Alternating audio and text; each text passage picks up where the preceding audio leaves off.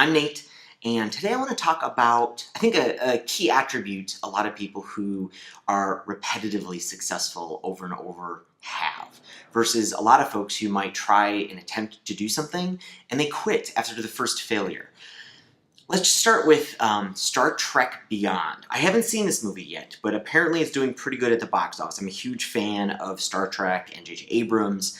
I noticed this, though. There was a review recently in Variety by a guy named Owen Gleiberman. I believe he's a big movie critic for Variety, and he had this to say about Star Trek Beyond.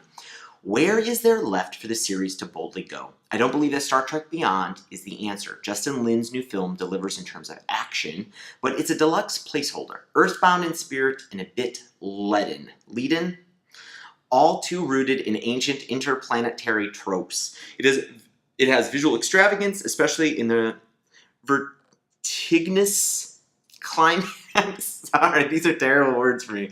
As well as tasty bits and pieces of the characters' personalities. But it rarely gets both things together in the same place, and that's a serious setback. Clearly, Owen isn't that big of a fan. But here's something that caught my eye about Owen's review. He was a fan of the first two movies. He had this to say, though, about these movies. By the time of his second Star Trek movie, J.J. Abrams, it was more or less evident that Abrams was auditioning for Star Wars. He wanted to captain that franchise, and he earned the promotion by proving himself to be a master of retrofitted nostalgia. That's interesting to me. Is that even true? Did J.J. Abrams really just kind of plan to do Star Trek as like a stepping stone to Star Wars? Well, it turns out it's not. It's not true at all. This is what J.J. Abrams had to say, and you can read about J.J. Abrams in this in a great book called, in a biography by a guy named Neil Daniels. He says, there were very early conversations, and I quickly said that because of my loyalty to Star Trek, and also just being a fan, I wouldn't even want to be involved in the next version of those things. I declined any involvement very early on. I'd rather be in the audience. J.J. Abrams refused to do Star Wars because of its conflict with Star Trek. So it wasn't really true. J.J. Abrams really never intended Star Trek to be an audition. It was only after Disney was very persistent, and only after the second movie of Star Trek, of J.J. Abrams' Star Trek, was done with production, that he finally agreed to do Star Wars. Alright, so what does any of this have to do with anything? Well, I thought it was just a really interesting kind of discussion and an outlook of J.J. Abrams. And when you read his biography, you see a key thing that he does that I don't think a lot of people do, but it's a key thing that I think has made him very successful, even even though he's had like a string of failures. If you look at his TV history, there's been a lot of shows that just keep getting canceled. So how does he stay so successful still? Let's talk about the moon. And let's talk about, so 1969, we landed on the moon, and it was a collaboration of a lot of smart, important, bright people. But one of the key groups to it was the JPL. The JPL is the Jet Propulsion Laboratory. And that got founded, I think, in 1936. They were called something different then. They were called the Guggenheim Aeronautical Laboratory. And back then they actually worked for the military, and they were inventing rocket technology before kind of they went under NASA's arm. But they were a key thing that started creating those rockets that got us to the moon. And now today they're making, rovers for Mars, and they're kind of the leading group kind of getting us off of planet Earth.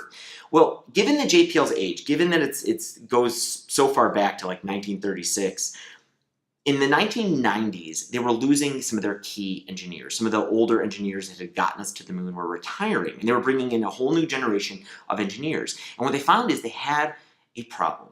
The new engineers weren't as good. They were smart, they came from the right schools, they knew all the theory, but they weren't the problem-solving engineers of old. They didn't see projects through completion as well. They couldn't, execute really practical projects from theory to practical execution. What were they going to do about this? During their research, they stumbled upon a guy named Nate Jones. And Nate Jones wrote an article about how he basically was kind of seeing the same problem. He ran a machine shop, he engineered sports cars and tires, and he was seeing the same problem. And what he found, which NASA confirmed when they went back and kind of looked and did this same kind of interviews Nate Jones did, was find that the good engineers, the older engineers that were so good at problem solving, had a history of actually playing with this technology. Even when they weren't actually engineers, they grew up with playing as engineers. They grew up tinkering. They grew up building their own, soapbox race cars. They grew up making ham radios and taking apart devices. Basically, what they found is engineers who play are better engineers. And when they went back and they started doing interviews to find this, they found better engineers that could get practical problems solved and stuff followed through.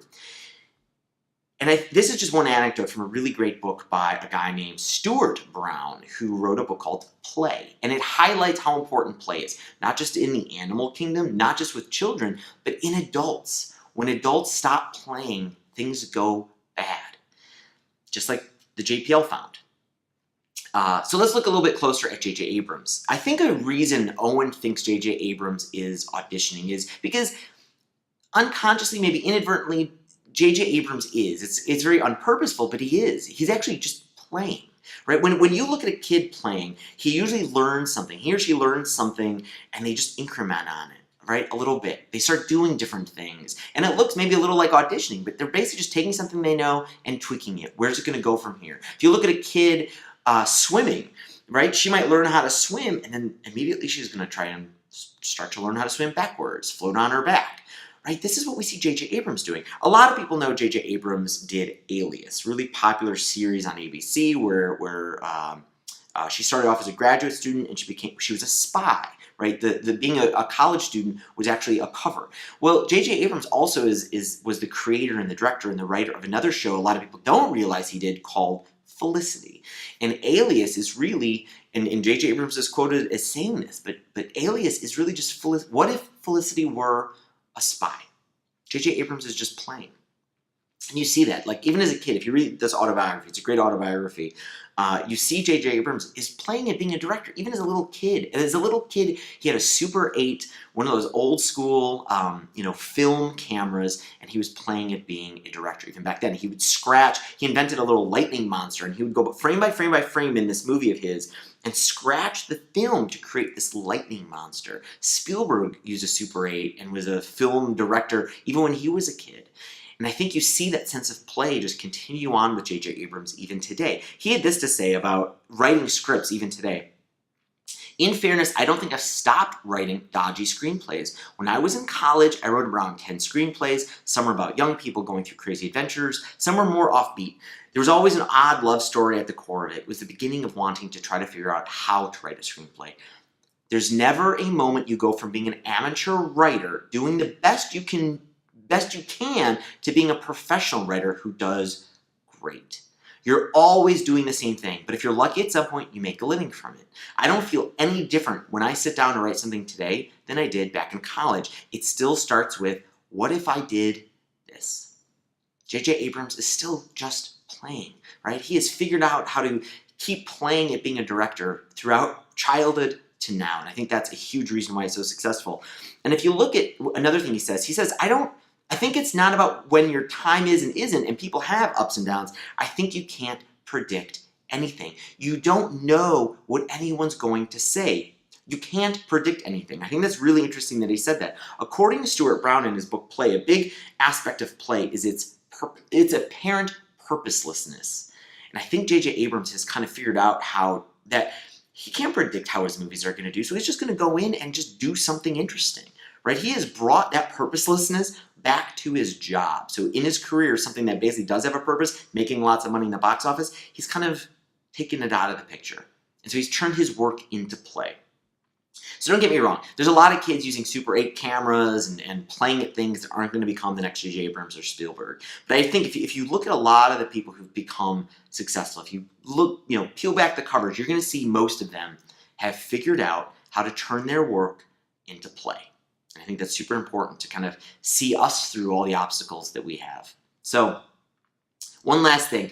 My daughter taught me an important lesson the other day. So my daughter, I spent a lot of time trying to instill in her how important it is to kind of be smart, to be curious, to work hard at being curious and discovering new things and working hard through problems. So I tell her a lot about kind of, hun, you know, it's really important to work hard. I'll talk to her about this.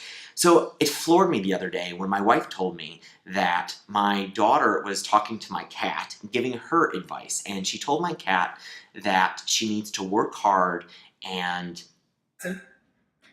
What did you tell Tila the other day? That she should work hard and... That's for the table. We're on the table. Well, that's true. Get off of the table, Tila. But what else? You also said she needs to work hard and... play. Work hard and play. I think that's an awesome lesson I got from her. I don't think about it enough. I think I forget about it a lot when I'm working and things aren't going right, that I really need to remember how important it is to still enjoy play and how I can turn my own work into play. So I hope that's helpful. And please hit the like button. Let me know what's going on in your world. You know, please comment and let's talk. I'd love to answer any questions you have and to be more helpful. So I hope to see you around and have an awesome week. I'll see you soon.